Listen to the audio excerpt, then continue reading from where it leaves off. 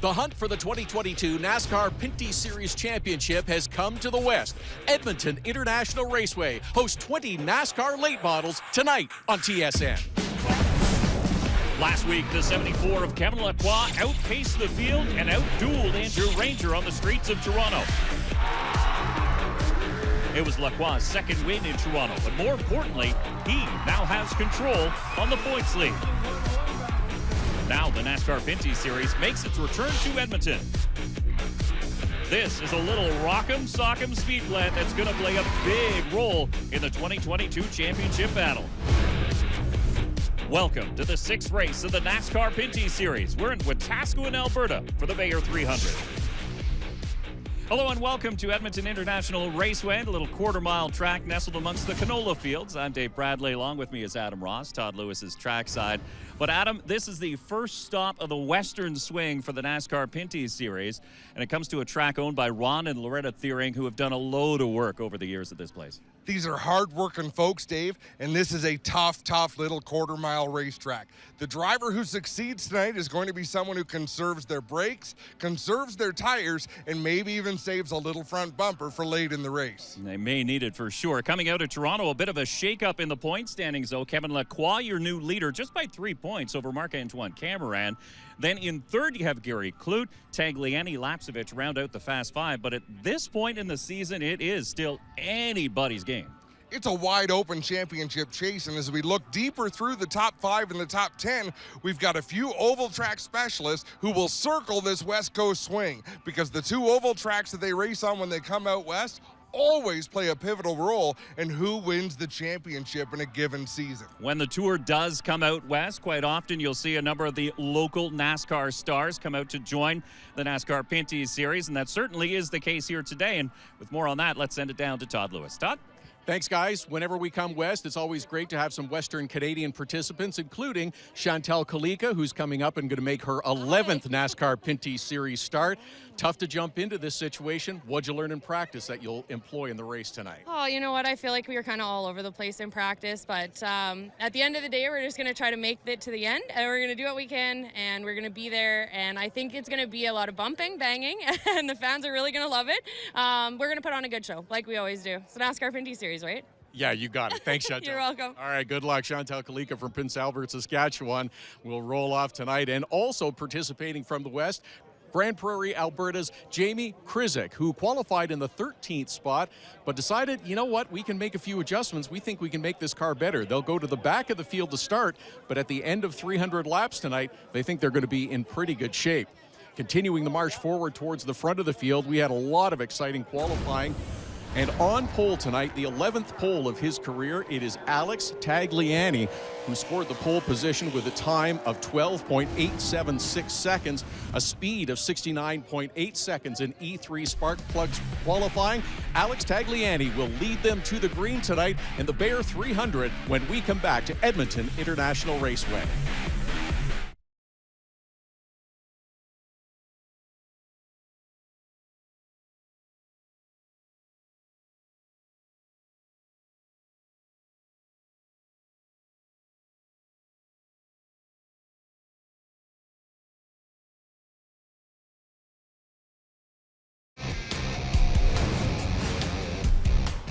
The sixth race of the 2022 NASCAR Pinty Series season on TSN is brought to you by Pinty's, making great food fun. By E3 Spark Plugs, born to burn. By Fast Eddie Speedwear, get geared up. And by AGI, a global leader in the world's food infrastructure. Beautiful afternoon here, Dave, in Wetaskiwin, Alberta. This is the field of dreams of race car tracks, right in the middle of the field, but what a great little place. It is, but little, you have to underscore that, because a lot of the drivers saying that you're going to get into lap traffic very, very quickly, so that's weighing on their minds here today. And with the number of cars in this race, it is going to get crowded out there on the racetrack, and that always leads to frustration. So the drivers are strapping themselves in. We're moments away from the words. Let's send it down trackside. Drivers, start your engine! We had the local mayor, the local Reeve, and a whole gang from Bayer out here to give the command for that. A lot of enthusiasm for this event. It's been years. We're excited to be back. Yeah, some people came. They had tickets for 2020, and of course the pandemic put an end to that. They still wanted to be here today, and they're in the crowd. We'll have a number of great onboard shots here today, including onboard the 3, a Western Canadian driver, Brett Taylor. Great to have Brett Taylor back. He missed the event in Toronto. We're going to be on board with Chantal Kalika in the AGI Dodge. There's a good look at Justin's Rookie of the Year contender, Brandon Watson. He's looking for a good run here today. So is the other Rookie of the Year contender, JP Bergeron, looking for a breakthrough performance. The field starts to roll here on the front straightaway. We'll get a look at your E3 spark plugs. Starting lineup, there is your pole sitter, the 18 Alex Tagliani. He'll start alongside the 74 of Kevin Lacroix. Row number 2 will have DJ Kennington and Raphael Lessard, so a couple players up at the front. A surprise in the 5th starting spot. Marc-Antoine Cameron got no practice today, went out and qualified 5th. That was impressive. Trayton Lapsevich 6th. Then Brandon Watson and Gary Clute make up row 4. Row number 5 has Mark Dilley in the 64. There's Andrew Ranger, surprisingly, further back in the 27. Donald Teege drives the 80, and LP Dumoulin has a win here in Edmonton. He's got some work to do today. Jamie Krizik in the 46, Brett Taylor in the 3. We're seeing how deep this field is. JP Bergeron in the 1, Dexter Stacey in the 92. And we take a look back to row number 9, and that's where we find Chantal Kalika in the 43. Brian Cathcart, another rookie in the field, driver of the 71. Wallace Stacey, yet another rookie in the 66. He'll start alongside Glenn Stiers. Great field of cars have come west for the first of 3 events on the annual Western Swing. And like we said, Dave, everyone is just so excited to get back to a more traditional Pinty Series schedule. It's the Bayer 300, but it will be a break race as we take a look at your E3 spark plugs race analysis. Perfect weather for the drivers, 23 degrees Celsius, not a cloud in the sky. Andrew Ranger won the event last time we were here. That's why I mentioned a little bit of a surprise. He struggled in qualifying, but expect him to be there at the end. Let's check in with Todd before we go green. Guys, a couple of penalties will send drivers to the back. The 46 we mentioned in the opening made an adjustment. They will start at the back. And the 47 had a tire issue with the right rear. Rather than start on a questionable tire, they took the penalty, make the change. They too going to the back. So important for these drivers. Scrub those tires, get some temperature, get the debris off of them. Things happen in a hurry here, Dave. It's probably going to be a race to the bottom of the track, but you have to wait till you have an opening. We have seen in the past that the second group does open up, but it's never until late in the running as the field will line up 2 by 2. We get set behind the Edmonton International Raceway pace car. So Alex Tagliani will be in control of the field once the pace car heads to the pits. Young Aiden Roche about to wave the green flag. This has got to be a thrill for him as the field bunches up in 3 and 4. He's staring down 20 NASCAR Pinty Series cars. There he is with the green, slowly off of 4. Green flag waves and we're underway. Outside, clear.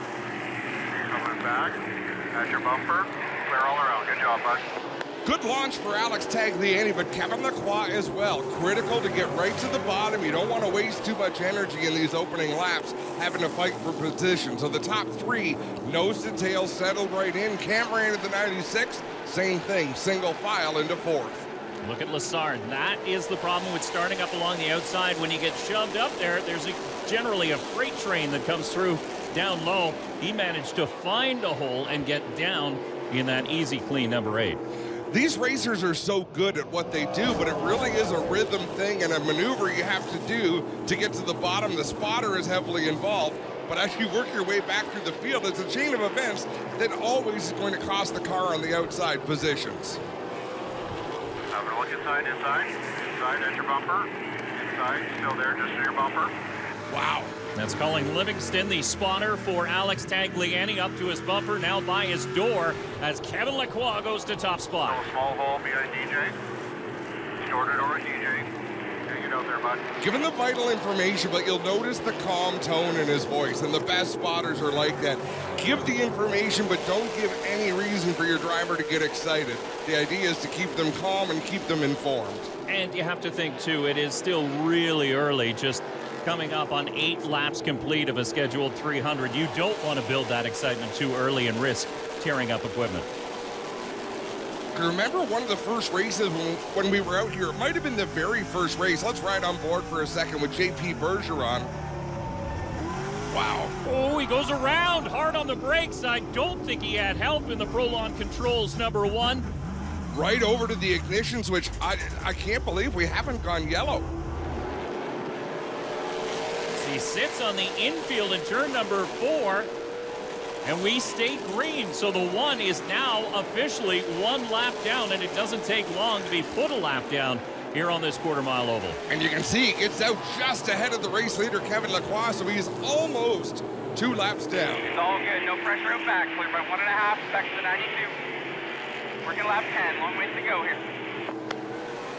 So you can see Lacroix out in front. He has the Castrol Edge Dodge of DJ Kennington, and you know DJ Kennington's going to be looking further ahead. He's going to try and use that 1 car as a way to get around and into the lead. If he can. Lacroix will probably have something to say about that. He will so, but you can see right now Kennington is sizing him up. Wow, I was just going to say you don't see much bumper use from Kennington, but even when you do, you'll rarely see a mark on that 17 car. He just knows exactly where that front bumper is and exactly what he wants to accomplish. Big news coming out of the 74 camp this week, though. New sponsor signing on a long-term deal. It'll debut at the Grand Prix at Trois-Rivières. Do we give that hint? It's been announced, hasn't it? It has been announced. It's out there. The Napa blue and white going to be on that 74 machine, so it'll be a brand new paint scheme. The car looks beautiful from what I've seen. Tagliani caught in that outside groove in the NTN Viagra. Saint-Hubert number 18. You see the Paillet number 96. Marc-Antoine Cameron, and the 9 of Brandon Watson sneaking through down low. What I had started to say earlier about one of the first trips we made out here to Edmonton was that Tagliani led almost the entire race, but he didn't yet have the stop. Oh, contact between Gary Clute and Alex Tagliani. He didn't win that race. Andrew Ranger won that race. Ooh, that contact resulted in some big damage to the front of that Chevrolet. Look at the bodywork dangling on the Alex Tagliani machine. It won't cause him too much trouble unless that fiberglass actually gets under the tire, and that can obviously affect the traction he will get. Have another look at what happened. 59 down low. It wasn't much contact. It looked almost like Tagliani got loose on the outside and gathering it up. Just a little bit of contact, enough to rip that fiberglass away. Talk about it all the time. It's what I love about this series. It's not going to cause him any speed at all. There is no aero effect to these race cars.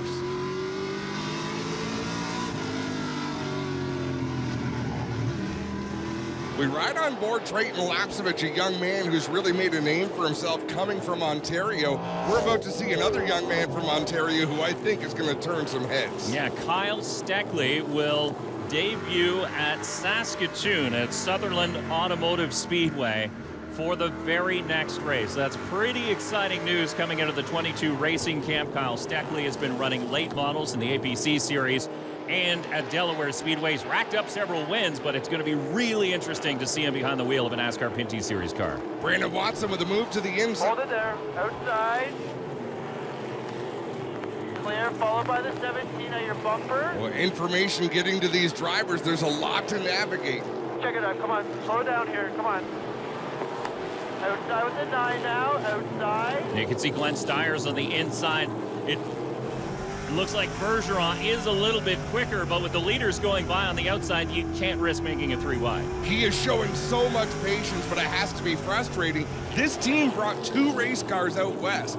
The one they're going to run in Edmonton or in Saskatoon, Dave, is brand new. It has never seen the racetrack. They didn't want to debut it here in Edmonton. There is a risk when you run here at Edmonton, as Glenn Stiers is finding out a little bit of bumper tang, but that car that they will debut at Saskatoon is a Mustang bodied car, so we're starting to see more of the Ford Mustangs make an appearance. And a lot of the die-hard manufacturer fans will love to hear that, Dave. Absolutely. Great to see the Camaro now in the series. Of course, you have the Dodge Challenger, the Mustang. The Ford Fusion still looks like a really good model, but Pinty Series cars looking top-notch here in 2022. There's some sharp-looking race cars on the track this season. I mean, we have never seen the field so deep. It is fun to... Perfect timing. You see the whole racetrack, and it is basically full of stock cars. Yeah, it's a battle on the track no matter where you are. We'll be back with more from Edmonton.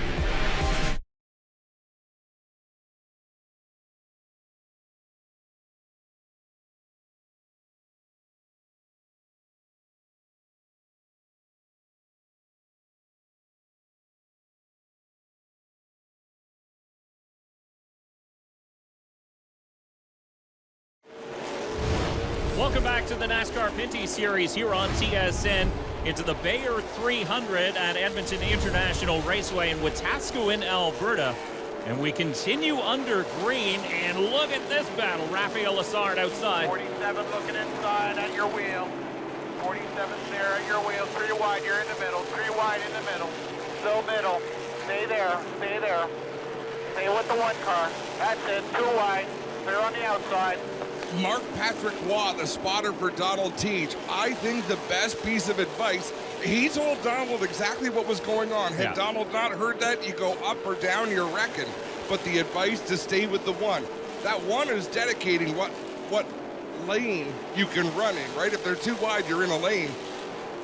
He almost went 3 wide again, going to the outside of the 71 of Brian Cathcart, but you can see now the 47 and the 8 took advantage of that slower traffic and completed the passes. Because I guess the point to make, there is not 3 lanes here. So if you line up behind a car in front of you that's 2 wide, one of you is not in a lane, and it's the one who's not behind another car. You're probably going to get up into the marbles outside in that far lane and likely be looking in the wrong direction as we ride on board Trayton Lapsevich in the 20. I really felt like this is a track Brandon Watson should excel on. Really, Trayton Lapsevich as well. It has a lot of characteristics of the Southern Ontario speedways that they would race on, whether it's Flamborough, Sauble, Peterborough. You really get woed down, get to the bottom of the racetrack, so I think these drivers, this should be right up their alley.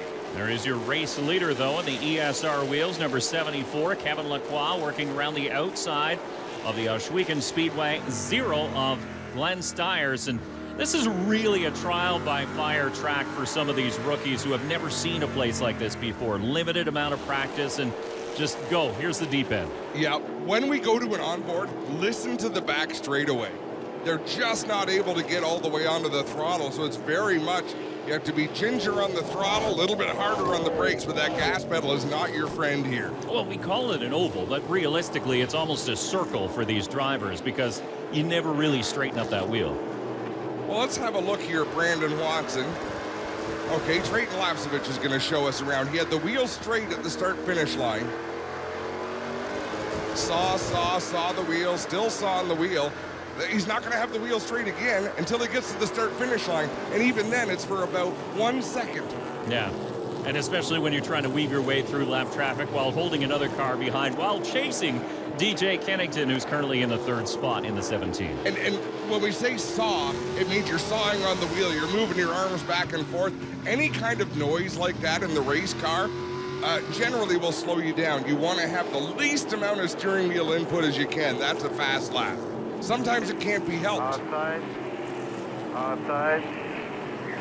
Clear. Sparta for Marc-Antoine Cameron. The 96 as Cameron has snuck through and has taken the lead now in the GM Paillet number 96. Good job, B1. It hadn't even come up on timing and scoring yet because that's only at the start-finish line, so Cameron sneaking up there. And again, a driver that did not get to practice. They had to work on that car all afternoon. I think that's something you have to underscore. That car is very, very quick, and he looks settled. I think it's fair to say that 96 has been the car to beat all season long. Whether an oval or a road course, they've really been at the top of the game. There's a ton of cars that are very, very close, but 96 is setting the bar so far this season. Quick ride on board the North Country Property Maintenance number 3 of Brett Taylor, going a lap down, but now trying to keep in touch. You get a caution, you're the first car lap down. He told me to stay Watching the line Cameron's running, it almost reminds me of the year that Tagliani led most of the race. He's running that car too tight off the corner. He's not coming up to the wall, and that could hurt him later on. By using all of the racetrack, come off the corner, go all the way to the wall, go all the way to the bottom, the more you can arc those turns and run that big smooth line, the less you work the right front tire on the race car.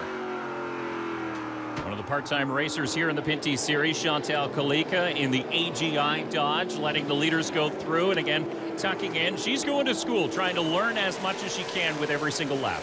We'd love to see more of Chantal race with this series. She's such a good ambassador for the sport, always a great interview. Riding on board the Castrol Edge, Cathcart Trucking, CIM Metals, and number 17 of DJ Kennington, and there you can see a smooth wheel. You talked about sawing, that's smooth. Very calm, less input, and he's not setting the world on fire. He's 3 seconds off the lead, but he knows it's lap 61 out of 300. What am I going to prove by driving the car harder and being forced to work that steering wheel? I'm going to hang in just like this and wait till it counts. Ooh. Oh, Bergeron cuts down. He didn't want to let that gap get too big. You see the 80 of Donald Teach is also a lap down to your race leaders. That's a bit of a surprise. He was quick in practice earlier on today, so something amiss in the early going, but they have that halfway break where they can make extensive adjustments if they need to. And you have to ride it out. Anyone who's been around this series knows you go down a lap, you can get it back. A lot of drivers will get laps back through the free pass. Caution, stay high in the front stretch. Stay high. And here we go. We're under yellow. Looks like Wallace Stacy in the 66 who's gone around. And the Bullies Truck Stop Chevrolet comes to a rest on the front straightaway. This is our first caution flag of the day, believe it or not. Thought we'd see more of those. 20 cars doesn't sound like a huge difference from the 17 that we might have been here with before, 18. But it is. It just puts that many more cars on the racetrack. Have another look at what happened. Way up the top of your screen, you're going to see Wallace all by himself, just under throttle, get a little bit loose. And around he goes, but this will give an opportunity for some drivers to come down pit lane if they so choose. That's a great shot from our drone camera. And you can see nobody around Wallace Stacy as the 3 of Brett Taylor, the first to come down pit lane to get adjustments. Yeah, the driver from Calgary, Alberta, last time we saw him on an oval, he crashed hard in Newfoundland just beyond the green flag. Saw a glimpse of your race leader, Marc-Antoine Cameron, came in second in points. He's tops in the race right now.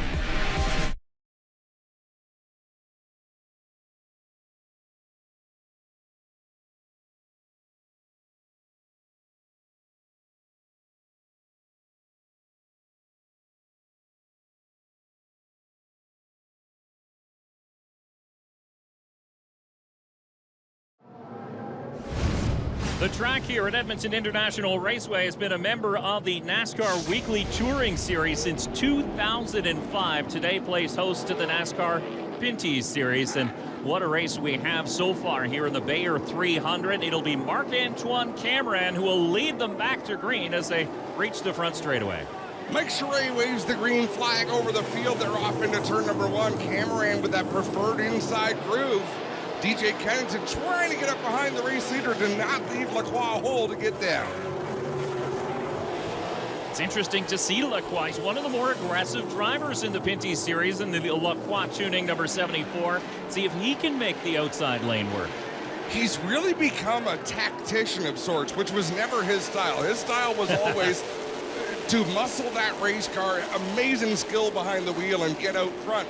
But now we'll see him settle in once in a while. But you know by the end of a race, you're going to have to talk about Kevin Lacroix. Oh, he's still full send, Kevin Lacroix. Don't get me wrong.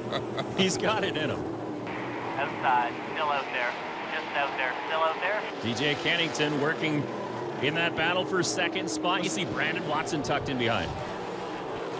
9 looking, clear. Doug Devine, the spotter for DJ Kennington, telling him what's up. But we got Mark Dilley with problems at IHL Leadland 64. Looks like a right front tire down on the 64. It comes to a stop down the back straightaway. Could not get down to pit lane. Now he finally has the opening that he needs. He'll get there. And even still, he's not going too quickly. The leader's in turn number 2. Let's go down. Todd standing by. Todd? We saw that issue with the 64 car. He was drifting back, and it is that right front tire that the crew goes to work on. Mark Dilley along pit road for a right front change. And they're awfully close to that pit wall, so the crew working in close quarters. That is a short wall, but it does affect your jacking ability, so you have to be careful. But earlier, another event held here as part of the NASCAR Pinty Series weekend, and it was the Mini Cup division, a strong field of young boys and girls here at Edmonton, and what a show they put on. It was exciting racing. It was exciting announcing by the local track announcers. I mean, it was on point. Really was. And it's a quarter mile, so it's short for the Pinty Series, but this is like Talladega for these cars. There's a lot of drafting involved in this, and the idea of that racing is don't give up the bottom. But fun to watch those youngsters out there competing. Sometimes they were forced to give up the bottom with a little bumping, but you have a good look at the number 71 of Brian Cathcart. Now, he's a rookie in the NASCAR Pinty Series this year, but he is a driver with a lot of pedigree, and he has done so much to help other drivers in this series. He's done amazing things for the sport. He's been behind the wheel for decades, but he's been a part of the sport in a much greater capacity. Also, a huge part of the hockey scene in Peterborough, Ontario. And we should say, at his home track in Peterborough, multi-time late model champion. So he has some trophies, and now he's having some fun here in the NASCAR Pinty Series as we get back to green. Marc-Antoine Cameron, that preferred inside groove. DJ Kennington, though, making a good job on the outside. You can see cars still lined up 2 by 2 for the first 2 rows back. Unable to settle in as the 17 tries to go to the inside. Contact there with the 74. Little wiggle there, but DJ gets down to the inside. Holy moly, Brandon Watson right up to the outside wall of that number 9. He's battling with Gary Clute, but he's sticking a nose up the outside of Kevin Lacroix for 3rd. Gary Clute has been one of those drivers in the new Techwood number 59 who has been quietly solid all season long here in 2022, and a lot of people saying a win is not far off here this season. This is one season where I think consistency is going to pay off in the championship. We've got a history in the series of dominating performances. Side, yeah, the 59 going to try to come with them.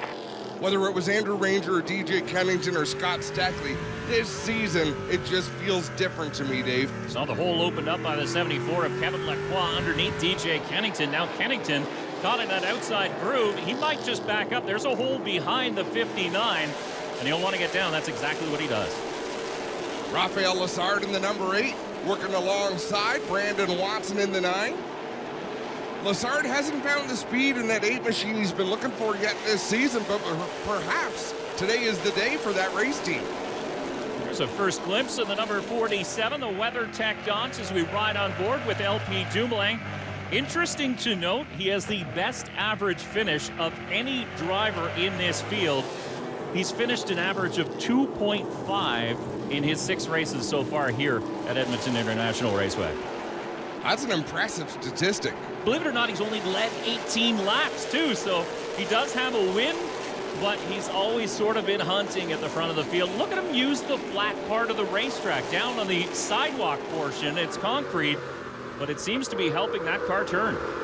It definitely will. You could see Andrew Ranger from his onboard get down onto the flat. You see the pitch of the car change just like it did right there, and it does. Right in the center of the corner, it'll help that car rotate. It'll de-wedge the car just a little bit and make it work just a little bit better as we continue 2 by 2. Every driver looking for just fractions of a second for an advantage. Brandon Watson looking for the 4th spot on DJ Kennington. Kennington left the door open. And DJ will do that. If you get close enough, his spotter will talk to him. Doug Devine, hey, car looking low. DJ knows this isn't the time. Car looking low, let him look low. It's funny, you and I were thinking the same thing, because I was going to say it's classic DJ Kennington. Still early in the race, lap 95. What's the point of banging the fenders off it?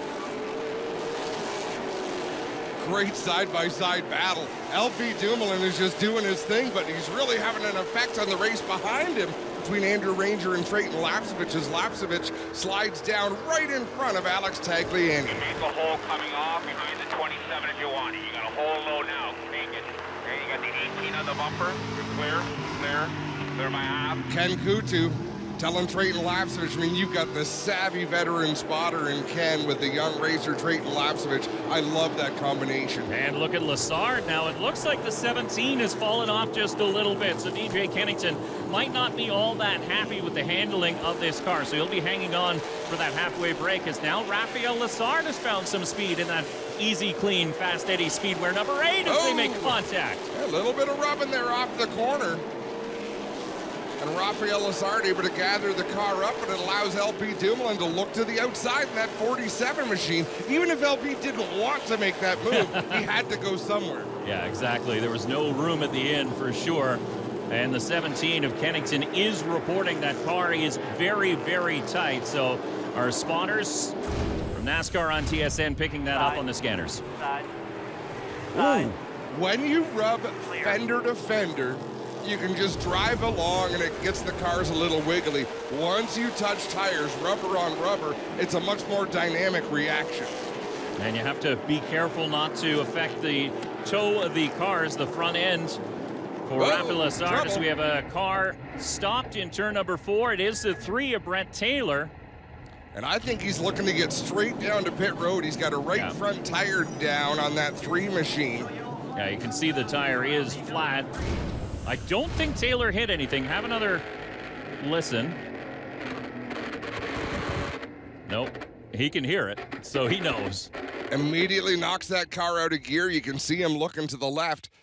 Your visibility is not great out the left side window with these full containment seats. You got to trust your spotter, Jamie Krizik, had a windshield full of that 3 car. Brett Taylor, that right front tire is flat. That's what had him up against the wall. Crew making the change now. Jack underneath, car up in the air. They'll make the switch. Brett Taylor just can't catch a break this season. It has been a tough year for the driver from Calgary, Alberta. New partner in North Country Maintenance. They had real high hopes coming into the season. Well, you never know. Still a lot of laps left to be completed here at Edmonton International Raceway. We'll return with more on TSN.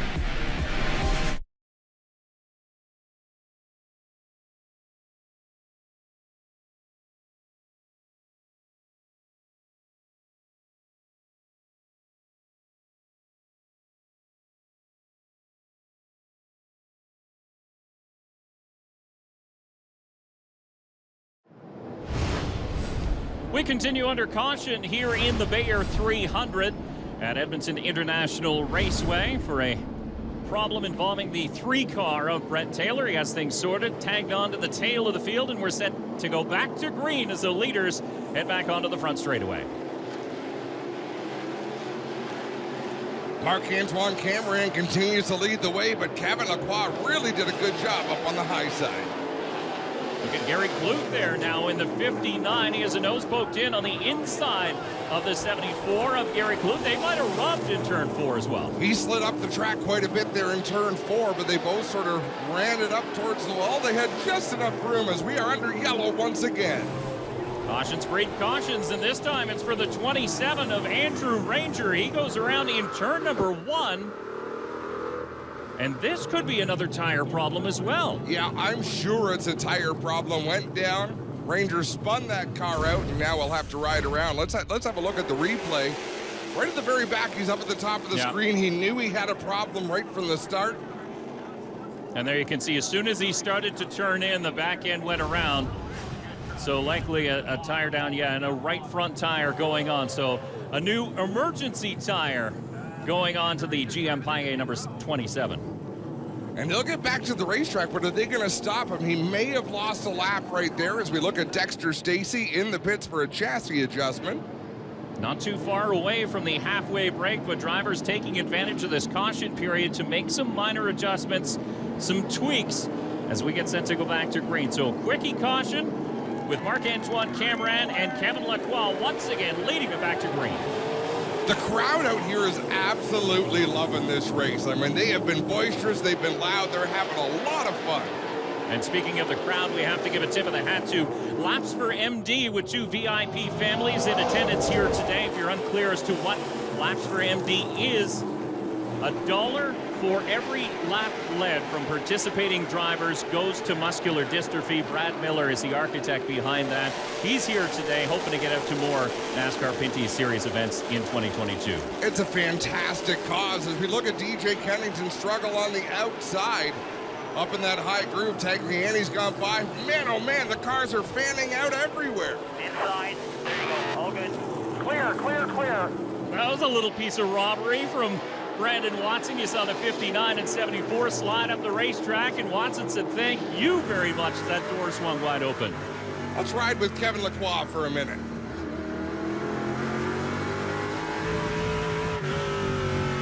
You don't get the RPM on the backstretch because they can't put the gas pedal to the floor. Well, you saw earlier with Wallace Stacy what happens when you do mash the gas. The back end just jumps out crossways. More tire problems, this time on the GSR Zero of Glenn Stiers. Glenn is really paying his dues this season in the NASCAR Pinty Series, but still smiling. Every time he gets out of that race car, he's still got a smile on his face.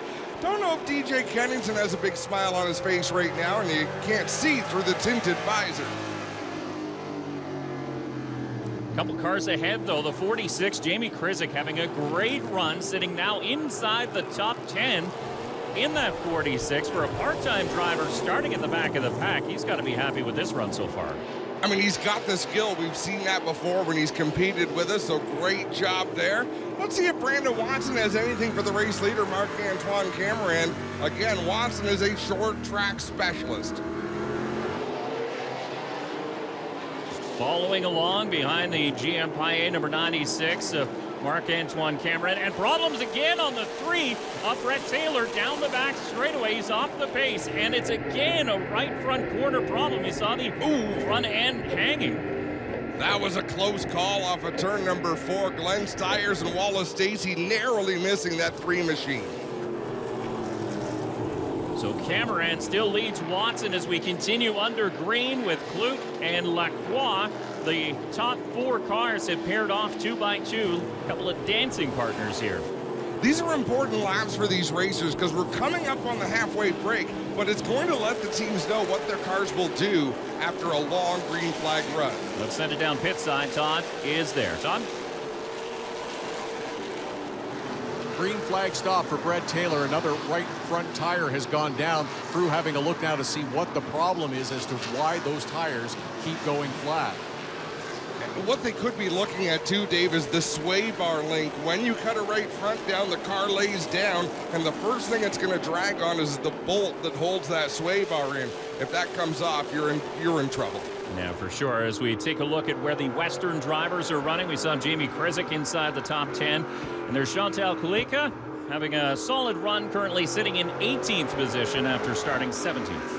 And their high hopes are for Saskatoon. They've got Nick Jewell on top of the pit box calling the shots. She just wants to survive tonight's race. One driver who didn't is with Todd. Brett Taylor out of the car, a couple of flat tires, but obviously there's another problem underneath that's put you out. I don't know. I think I must have rubbed off the sway bar heim or something. It is what it is, right? It's racing. I'd like to thank all my sponsors, though. North Country, TCB, Fast Eddie, Choco Authentics, all the fans that came out today. You know, I had like 50 people here from my hometown. Sucks to have this result, but it is what it is. Tough break for sure as you see battle heating up now between the 74 and the 59, but we are getting reports of some fluid down on the racetrack. Well, I think we just saw Lacroix get into it. Down in 1 and 2, you either have to drive on the flat. Oil on the track, big oil. And you can hear the reports from drivers. There's oil on the track, and it's right there. You can see it from our vantage point in 1 and 2. So these drivers are having to either run above it or below it, but it's a problem. That was Alex Tagliani with a report from the 18. And you can see, yeah, exactly that. They're trying to split this track of oil as we're nearing the halfway point. They are nowhere near the racing line in 1 and 2. They're a lane and a half up because it's the only safe place to be away from that fluid. Look at all over the windshield of Trayton Lapsevich. Yeah, and we can tell you now it appears to be coming from the 71, and by the smell, it smells like rear end fluid or grease of some sort. These drivers are just waiting for that halfway break. It can't come soon enough. Again, Kevin Lacroix all by himself. running way up on the high side of the racetrack. You're almost running a wet line like you would if it was raining on a road course. You're absolutely right. The yellow is displayed, and that should be the halfway break. It'll give safety crews time to clean up the fluid on the racetrack, and it'll give us time to have that reset and see what the teams are going to do. There you can see the culprit, the 71 of Brian Cathcart, the OK Tire Dodge, as he tucks down to the inside. No smoke from the back end of that car. It's pretty much all out on the racetrack. This is where Todd Lewis earns his paycheck. Todd, take it away. Signal has been given. Crews now go to work on the car. No changes planned for the 96 of Marc-Antoine Cameron. No practice, just qualifying. He is driven to the front. The 9 car of Brandon Watson, they will make some small adjustments to try to give him a little bit more in the second half of this race. Checked in with the 74 team as well. Kevin Lacroix, no changes expected, just fuel and 4 general tires. You can see the spotters high atop those seat cans in turn number 1. They get a bit of a break as well. But when we come back, it'll be the second half of the Bayer 300.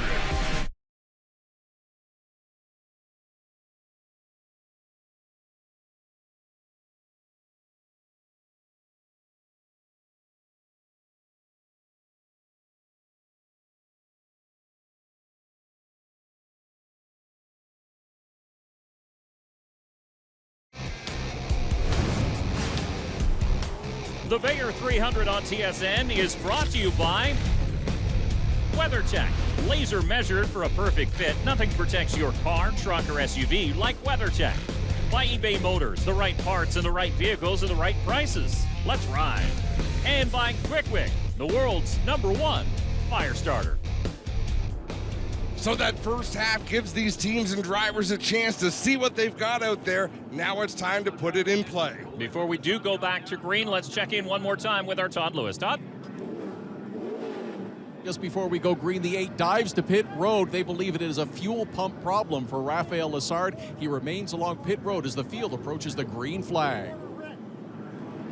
Man, that's a kick in the shins for that team. They were finally having a good run here, figuring out that car. I was thinking the same thing, only the kick was a little higher, because they've gone all the way across the country for this. They really have, but we're getting set to go back to green after the halfway break. It's up, we're back underway.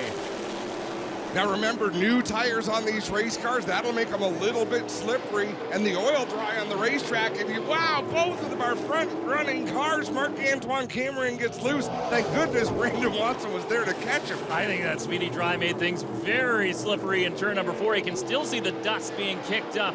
1 and 2, and now down the back straightaway. Kevin Lacroix all over the back end of that number 96, applying the pressure behind them. Gary Clute and Brandon Watson. What a great job Clute's doing. Long-time partnership with his crew chief, John Fletcher. Fletcher is quite happy with where they're running this season. The 9 of Brandon Watson with his dad, Tim Watson, acting as his spotter. And look at that, Tagliani. He makes contact with the 9, and they continue down the back straightaway. Oh, my goodness. Into the wall goes the 18 as Watson continues on, but under caution. That's the crash that just wouldn't end. No, it started all the way in turn 2 and finished in turn 3. Let's see what kind of view we have of this. The two were racing for position well inside the top 10. So Watson was up on the outside, Tagliani trying to fill that hole.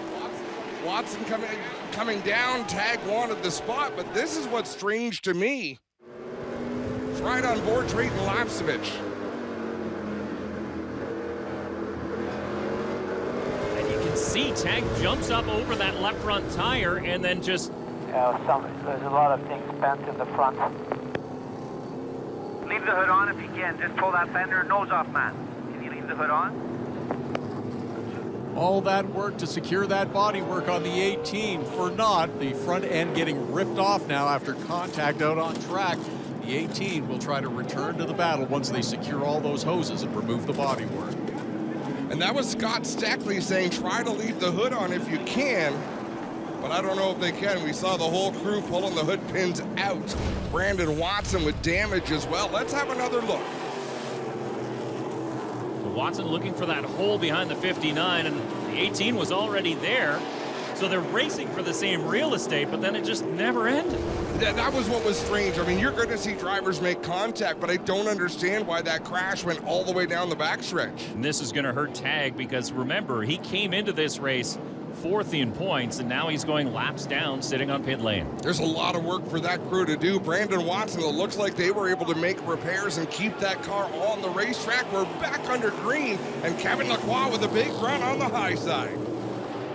Now he's on the clean side. All that speedy dry is down low, so this might actually benefit the driver of the ESR wheels, number 74. You're absolutely right. I mean, he was running up there before the break, so he's comfortable up in that line. But Cameron is just so fast on the bottom of that 96. Contact! Kevin Lacroix into the left rear corner of Marc-Antoine Cameron. He let him save that car. He sure did. Lacroix backing out of it. He's been digging on the back bumper of that 96 ever since the break. I mean, we can't give him too much credit because he's the reason he had to collect the car. The cause of and solution too. Yeah, problem, solution, let's carry on. Look at Clute now. He's going to hang out in 3rd place, and he's like, all right, I don't want to mix it up with you guys because who knows what's going to happen. And how about Dexter Stacy in that 92? Has he been one of the most exciting drivers all season to watch? Works his way up into the top 5. Now Andrew Ranger gets to the inside, but Stacy has been a one-man highlight reel.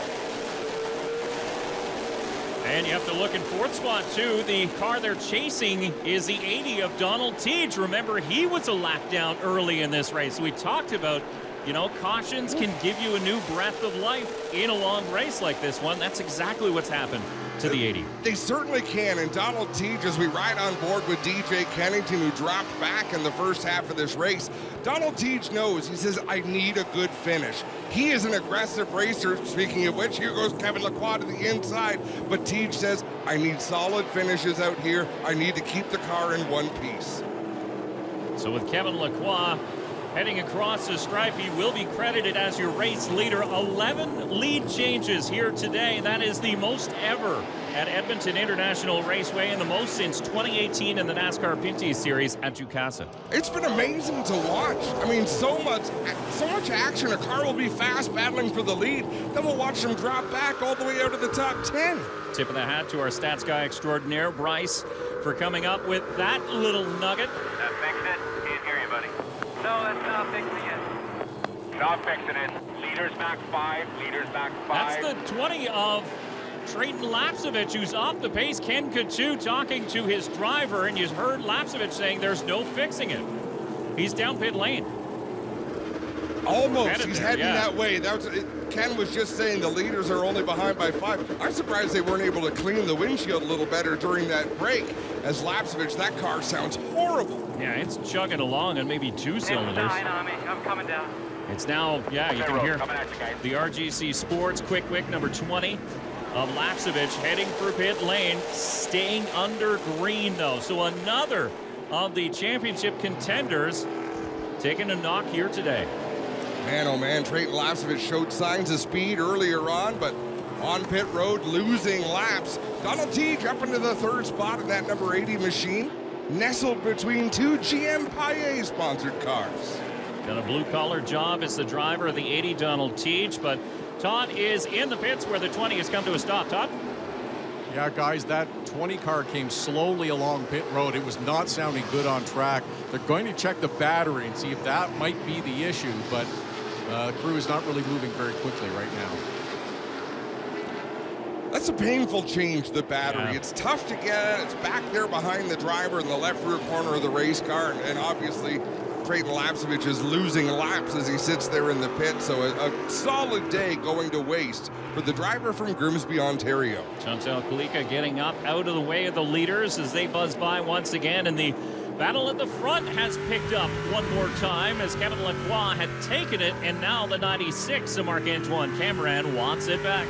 And remember, there had been some contact. Kevin Lacroix got into the left rear of Cameron, gave him a chance to save it.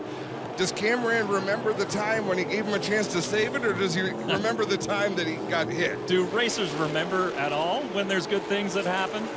Alex Tagliani back on the racetrack, and that number 18 is Andrew Ranger massaging the back bumper of Donald Teage's number 80.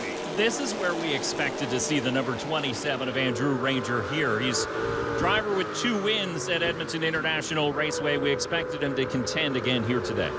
He does a great job on this little short track. I can't even understand why he is so good here, but always has solid runs as he continues to keep the pressure on Donald Teage, and Teage gave up the bottom.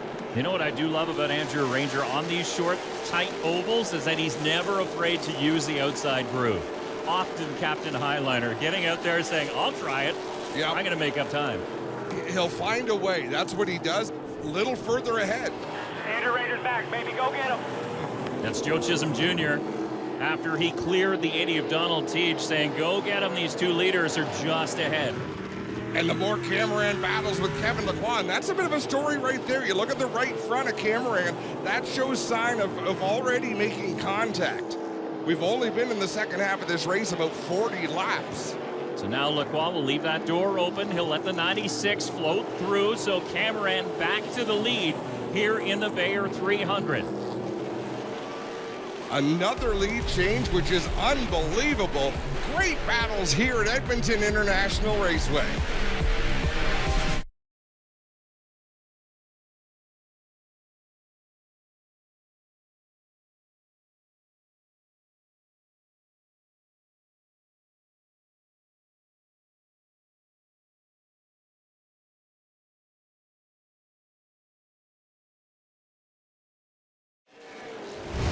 Edmonton International Raceway first opened in 1967 as a dirt track. In 1994, it was paved. Ron and Loretta Thiering have run it since 1995 and currently host the Nascar Pinty Series and the Bayer 300 as Marc-Antoine Cameron leads after starting 5th here today. We're going to take a look through the top 5. Cameron started 5th, is running first. Kevin Lacroix in that 74 machine. It's our last chance to see him in that red and white paint scheme. Started 2nd, currently running 2nd, but he's been a little higher, he's been a little lower. And there you can see the number 27 of Andrew Ranger. There's one of the big movers and shakers on the day, starting way back in 10th position, and he's worked his way up to 3rd after going a lap down at one point. Making his way around Chantel Kalika in the 43. Let's look at our 4th place driver. And who's this? Where did he come from?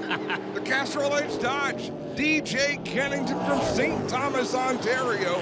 He's been at the front, he's been at the back, working his way back through. But what is different about that 17? There is not a mark on that race car. Yeah. For someone who has been battling for the lead and all the way back to the tail end of the lead lap, how do you do that? Donald Teage, as we mentioned, was strong in practice earlier on today. Started back in 11th, so another one of those drivers had to roll up his sleeves. He's currently sitting in 5th, and he too had to battle back from a lap down. So a tip of the hat to our director, Steve Ryan, for taking us through the fields. Of course, our crew here at NASCAR on TSN doing a wonderful job on the Western Road Trip. Short track racing is a funny thing, Dave. It's a contradiction. So we ride on board with Kevin Lacroix. You have to be so aggressive, you can't let an opportunity pass by, but if you're not patient, you're never going to be successful. So I don't know how you mash those 2 things together, but that's what these drivers do, and at the end of 300 laps, it's the one who finds that perfect balance of aggression and patience, knowing when to push the limit, who finds victory lane. Let's take a look at some of the drivers at the front of the field. You have Cameron, you have Lacroix, you have Andrew Ranger, all drivers who cut their racing teeth on road racing circuits. And now they excel on short tracks. A lot of the same tools that you learn driving a road race car, you can take onto a short track and you can excel. DJ Kennington's hands still so very quiet behind the wheel. You've got to go back all the way to the 8th spot to find a driver who has not won in the NASCAR Pinty Series, right? So all of these drivers at the front, it's not a fluke. Now the 46 of Jamie Krizik on the inside as the leaders go through on the outside. That's something they're told in the drivers' meeting. The faster cars will go by you on the outside. Just hold your line down low. That's what Krizik is doing, but the battle at the front is heating up.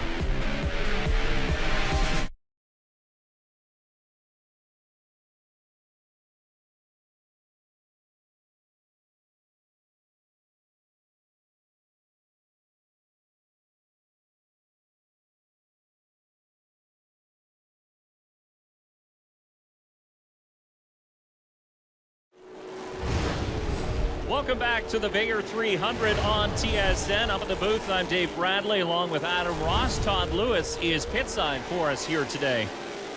And it looks like Cameron has been able to stretch his lead just a little bit. Coming off of turn number 4, he went right down over those rumble strips. I don't see anybody else able to keep their car that low on corner exit. That 96 machine is just rotating like crazy. You can see the 20 of Trayton Lapsevich is back out on the track after he thought his day would be done. He's about 13 laps back of the leader now, so just trying to salvage as many points as he can. Well, let's remember this. He's running 17th. If he can make up a spot or two before the end of the race, every point matters as we ride along with LP Dumoulin. Dumoulin sitting in 6th position in the WeatherTech Belmar, number 47. And there you can see, it seems to be as they work lap traffic, because it's so tight that the lead battle closes up significantly, and then once Cameron is able to get into the open air, he stretches his legs and opens that lead again. Yeah, I'd say that's a fair observation, but look at how low he is off of turn number 4. And of course, that time Kevin Lacroix able to keep his car equally as low as Cameron to the inside of a pretty quick Raphael Lessard, but Lessard going to give him plenty of room. So Lessard, after having troubles right around the halfway break, he is another driver who's several laps down, about 13 laps down of your race leader, so really no point for him to fight the leaders too hard. 50 laps remain. It's a Saturday night special here in Edmonton. And now the question is, how much do you have left in reserve for these drivers? How hard were you on your brakes? Did you wear out your general tires now? Well, Kevin Lacroix is becoming a much better tactician than he ever was. Andrew Ranger, lots of experience. DJ Kennington. The question mark is Cameron. How much of that 96 machine has he used up? And how much does he have in reserve for this final push to the checkered flag? Look at who Cameron is behind now, the number 9 of Brandon Watson. And again, the lead battle has closed up, just a couple car lengths between Cameron and the GM Paillet number 96. And the Lacroix tuning number 74 of Kevin Lacroix. This is trouble for the race leader, Marc-Antoine Cameron. He is up behind the 8th place car of Brandon Watson, and Watson already would be frustrated with the problems that he's had. So this is when things get treacherous for a race leader. I'm not suggesting Brandon Watson would do anything foolish. I'm just saying you have to understand your surroundings in this game, and there's LP Dumoulin up on the outside. Couple of good race cars that don't want to go a lap down. 96 is inside. Inside. That's Jordan Buster in the 40s, or the spotter for the 47 of LP Dumoulin, who's dropped back now. Remember, he was running in 6th spot. Now he's back to 8th as both Clute and Watson have made their way through. Yeah, something seems amiss on the 47 of LP Dumoulin, and Brandon Watson is picking him off and laying him down there in the number 9. Clute now has lost a position as Watson continues to stay on the lead lap. Watson knows it's time to turn up the wick. He's looking in that mirror, he's hearing from the spotter, knows the leader is behind. You're trying to stay on the lead lap. And that's exactly what he's doing. He's able to cut through lap traffic. We know that car is fast. He was at the front earlier on. Quarter, clear up top, clear up top. Jordan Buster talking to his driver, LP Dumoulin, I believe is what we just heard. As Cameron's still able to keep that car glued to the bottom on corner exit. I get entry, I get through the center, but the fact that he can still stay that low coming off the turn and carry as much speed as he is pretty amazing. Look at Lacroix now. He's way up on the outside as Cameron tries to dive onto the flat underneath the 9 of Brandon Watson. Now the two leaders will duel side by side. In through 3 and 4. Oh, it's a mess. And there's contact. Around goes Lacroix as Andrew Ranger poked a nose. There is a lot to unwrap there. Oh, wow. What a parking lot off of turn 4. As you hear the crowd react to what just happened, Kevin Lacroix bold move to go to the outside. Let's look at this replay. He's trying to take the lead. Look at what's in front of him.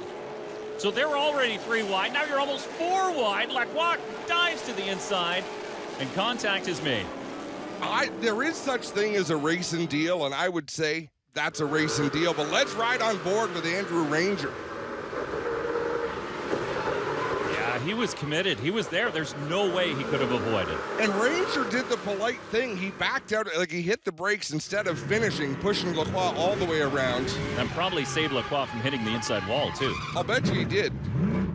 Onto the grass. He managed to stay off the wall, even with grass there. So a big-time save, but a big shakeup at the front of the field. And there you can see the tire mark on the nose of the GM Paille number 27, but Ranger now in second spot. So it's the two teammates out of the GM Paille shop, 1 and 2. It looks like it's only going to cost Lacroix one position, but what damage is there to the race car? We're going to find out right after this break.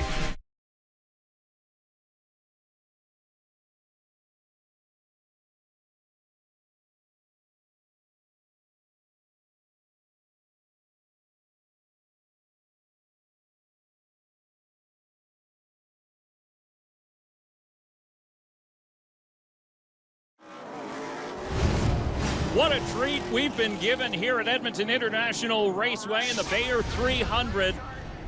As we continue with race number 6 for the NASCAR Pinty Series here in 2022, it's Cameron and Ranger, two teammates who will lead them back to green with 31 laps to go as they hit the stripe.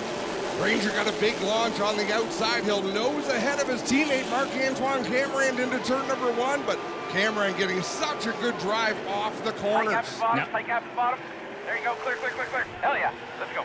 Single file. I'm a little bit surprised to see that single file settle in so quickly. The hole was there. I mean, Ranger would know very quickly if he was going to be able to make it work on the outside. As soon as he knows it's not going to work, get me to the bottom as quick as you can. Now you saw Lacroix get to the back bumper of the 27 of Andrew Ranger. And you have to think, is Lacroix thinking that Ranger just turned me, or are they cool right now? You know, that's what you have to wonder. There's spotters up in the spotter stand. This is when one spotter has to go to the other spotter and have some communication. The crew chiefs probably aren't going to do it. The drivers certainly can't do it.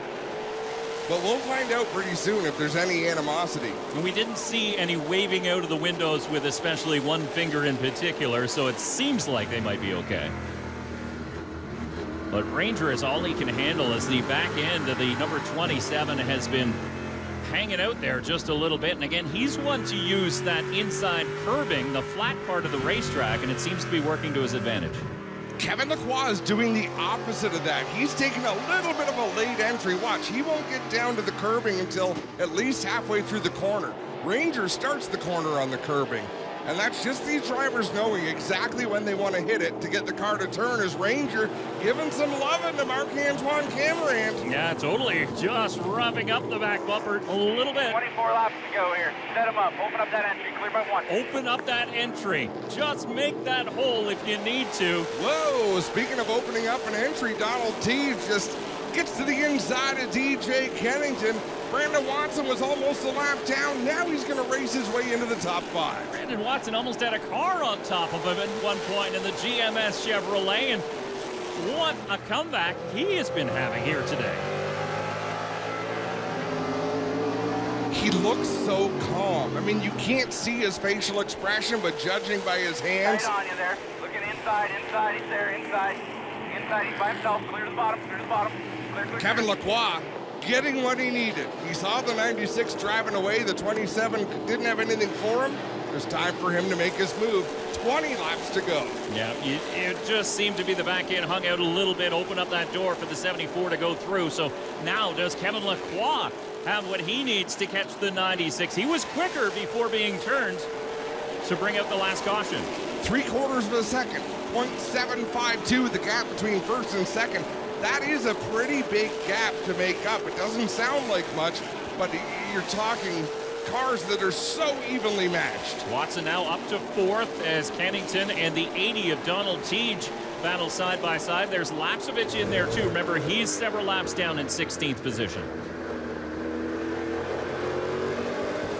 And Lapsovich is still racing to try to pick up 1 or 2 spots. He's picked up a spot. He's up to 16th. If he can get past the zero machine at Glenn's Tires, that'll move him up to 15th. So it is worth still going hard, still trying to bring down your lap times because, again, not only are you learning the track, but you're picking up spots and picking up valuable points. I'll tell you, looking at timing and scoring right now, I think the fastest car on the racetrack is Brandon Watson in the number 9. He is coming, still 2.2 seconds back of your race leader, but the gap at the front is getting smaller as well. Look at now, half a second the last time they crossed a stripe. Kevin Lacroix doing what he can to close that gap on the 96 of Cameron. Now's the time to poke those elbows out and get to work. Try and get everything you can out of this race car. 14 laps to go, now 13 as they click off another lap. There's a little bit of traffic ahead of Cameron. He's got Chantel Kalika, who has done a great job today of getting out of the way of the lead lap cars, keeping the nose clean on that 43. Smart driver, former sportsman champion at Sutherland Automotive Speedway, where the next stop will be for the NASCAR Pinty Series. Cameron drives it down into the corner. Lacroix, 0.8 seconds. He's actually lost a little bit of ground to the race leader, as it's going to be 10 laps to go this time when they cross the stripe. Long runs are where that 96 really starts to shine. It appears as though the 74 is a little bit better on the shorter runs. As the 64, the Leland-sponsored entry of Mark Dilley, just ahead of your race leader. Those 3-lap cars in front of the race leader, Cameron, could make the difference in winning or losing. He's got to get them at the right time. He's got to make his moves and not lose too much speed, because Kevin Lacroix is going to be hammered down closing in. Dilley's a veteran sitting in 11th position. He paced that car to the yellow line. Look, and he's even using the apron to let the leaders go by. He doesn't want to play a role in the outcome of this race. And what happens the longer you're around in this sport? Mark Dilley has lost races because of that, so he's not going to be the driver to cost the driver a good finish, as Brandon Watson closing the gap on Andrew Ranger's 27. Yeah, he hasn't been able to really close in on the leader, but he's definitely reeled in third place in Andrew Ranger. That car is on rails right now. As badly as it was beaten up at one point, it's moving. Speaking of beating up race cars, they go around Alex Tagliani in the 18. He's been struggling out there, but churning laps out in that Viagra NTN number 18. Tagliani 40 laps down, currently in 18th. Remember, he came into this race 4th in points, so this will be a hit for sure. Oh, look at this! Into the 9, goes tagging up into the wall. Goes the 18 as Watson, who is looking for a way around the 27, finds himself looking in the wrong direction. That was deja vu all over again. The 18 and the 9 making contact. Possible payback for that original incident? I really want to have another look at that, Dave. I saw what I saw, and it didn't look good, but I'd like to have another look and see how this shook down. Again, it's not so much how it started, it's how it finished. Let's take another look. So there's the 18 on the inside, the 9 going by up high, in through 1 and 2. It's the speed Tagliani was carrying into the beyond the contact that makes me more suspicious. Let's ride with Trayton Lapsevich. He gets a good view. He has to stop to avoid. And the car stalls, but you can see there's not much room down on the inside there for Tagliani, but you're right. There wasn't much take after the give. Right. Once the contact is made, just like we saw with Kevin Lacroix earlier on with 96, you back out and let him save it. In this case, it was continue the spin. In fact, so far that it sent Tagliani into the fence. Cleanup continues in turn number 2. When we return, a green-white checker.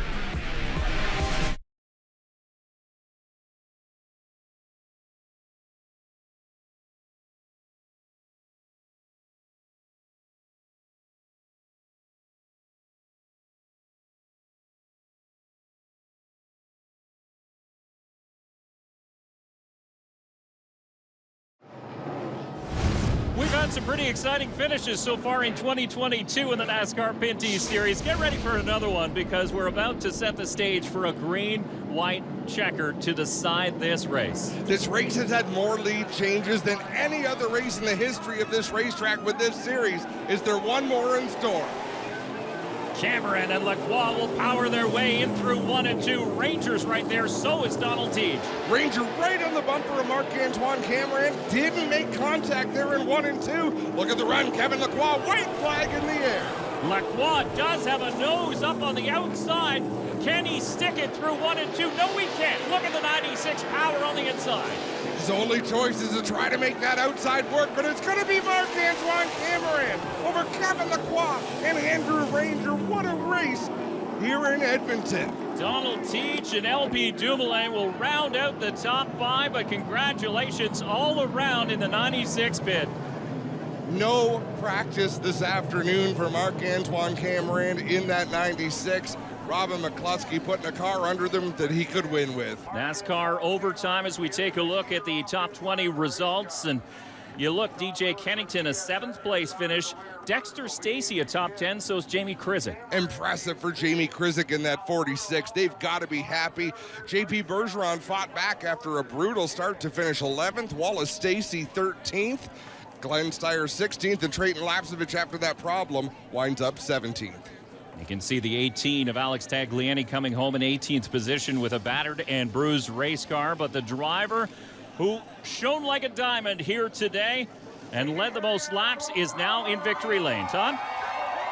What a workout for Marc-Antoine Cameron to score the victory. Second time this year that he has brought that 96 home to victory lane. Yeah, that's the car. It did it once again. Yeah. What a ride and what a drive at the end. That head-to-head battle with the 74 was unbelievable. Yeah, Kevin was really fast. We made a change halfway through. We made the car a little bit too tight, so I was struggling at the end, but that win is deserved to my team. We missed all the practice session this morning because of the issue of the car with the rear end. We missed all the practice session. We qualified 5, and that car was amazing. That guy over there, that crew chief over there, he's an amazing guy. Take that right now. Come on here.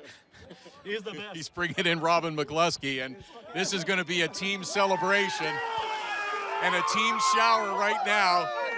Marc-Antoine Cameron with win number 2 on the season. This is awesome. This is for my dad.